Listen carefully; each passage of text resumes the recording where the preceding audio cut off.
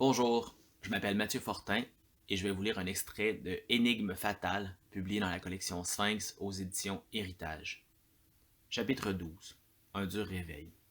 Tu ouvres les yeux. Tu te trouves dans une pièce en désordre. Rien autour de toi ne t'est familier. Tu te redresses. Tu te retrouves sur un sofa au recouvrement élimé d'une couleur brune répugnante. Tu paniques. Ton cœur s'emballe, mais tu prends de grandes respirations pour contrôler ton angoisse. Il ne semble y avoir aucun danger immédiat. Tu dois rester calme si tu veux comprendre ce qui t'arrive. Tu inspires lentement. Tu retiens ton souffle pendant quelques secondes, puis tu expires à la même vitesse. Voilà, ton cœur a ralenti et tu te sens mieux. La meilleure chose à faire est de détailler les lieux qui t'entourent.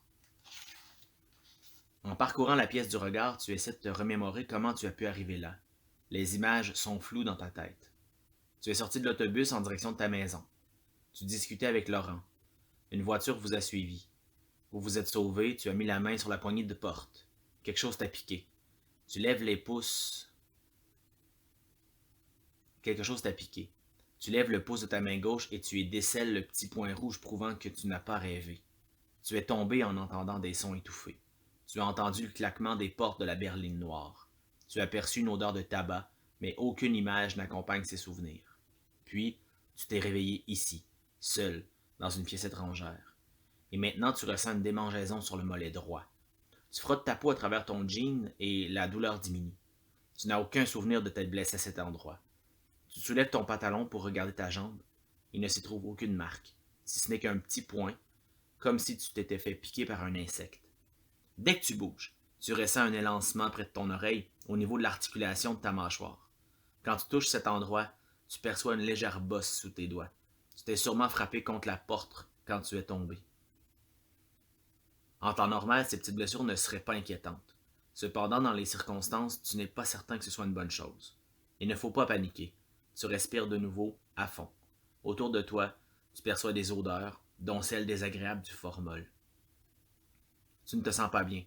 Tu ne comprends pas ce que tu fais ici ou qui t'y a amené. Y a quelqu'un? Personne ne répond à ta question. Peu importe, tu dois essayer de sortir.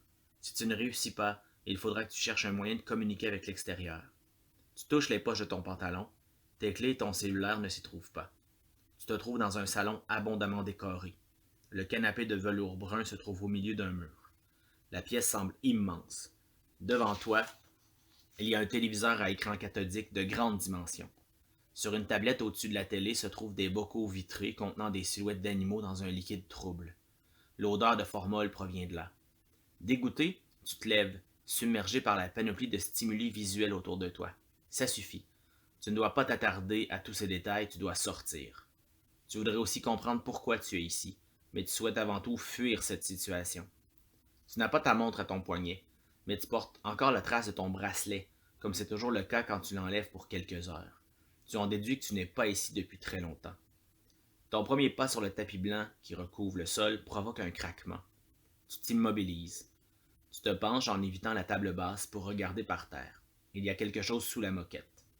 Tu fais un pas de côté pour la soulever et tu y découvres une figurine de petit soldat vert. Tu ramasses les deux morceaux du fantassin et tu les déposes sur la table du salon, perplexe. D'habitude, ils sont en plastique indestructible.